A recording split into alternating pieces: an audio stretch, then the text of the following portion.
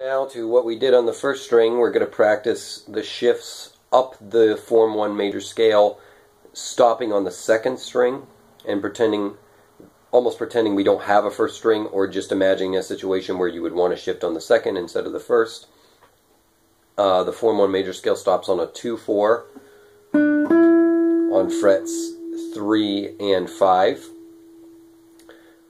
And then we're going to shift to the 7th fret with the first finger and play a 1-2-4, and then shift to the 12th fret and play a 1-2-4, and then shift one more time to the 18th for a 1-3. Coming back down, 3-1, shift to 16, pinky to 16. Shift down, pinky to 10, and then shift down, pinky to 5.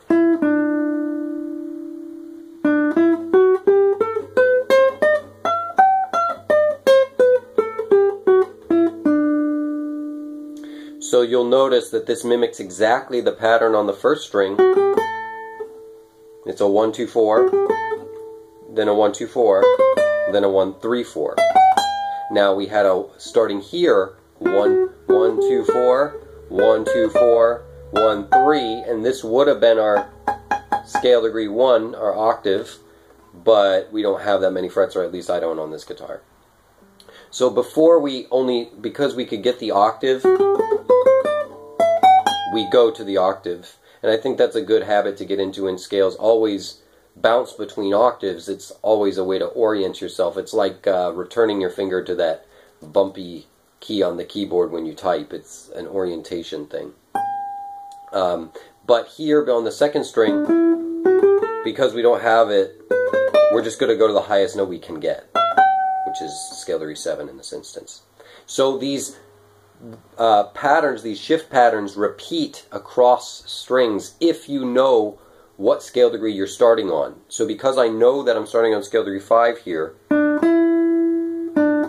D to E, 5, 6, this next one has got to be scale degree 7, and lo and behold, where else do I start a scale degree 7? Oh, under my first finger here, which is the top of the actual scale when you're in position. So you can use, it's not a wasted exercise, you can use the same shapes across different strings when you know what pitch you're starting on. You've got to have that awareness, so you've got to work on that.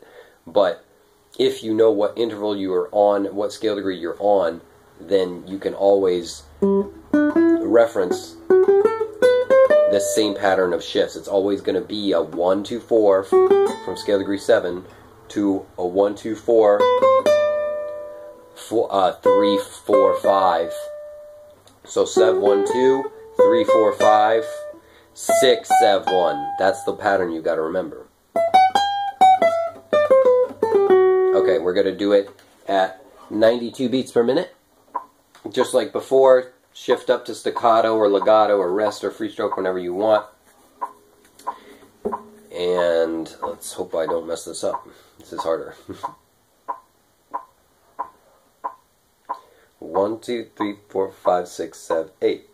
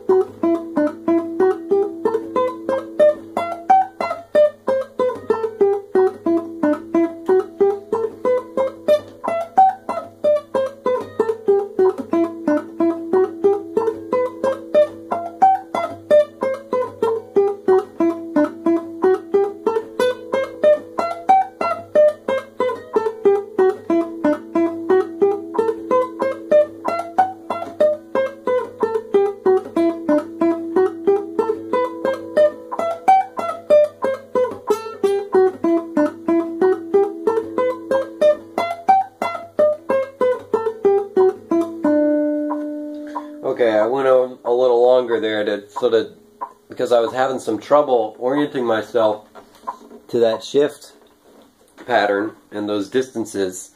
Just because it's the same shift pattern, by the way,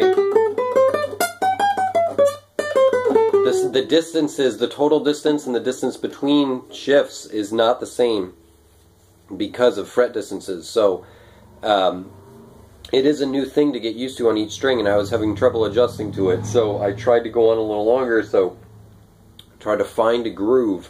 You've got to, when you practice, you've got to find those moments where you're messing up and you cannot execute, and then push past it. Find a way to get accurate after you've isolated and found that weakness. And oftentimes the weakness does not show up until 6, 7, 8, 9, 10 repetitions in, because you're on full brain power, the exercise is new, your concentration is a little turned up at the beginning of the exercise, you're almost more cautious. It's really getting the processes into the level of automaticity, though. To do that requires 20, 30 repetitions at least, and then getting to that sort of lowered concentration level and still being able to execute. That's the point. Okay.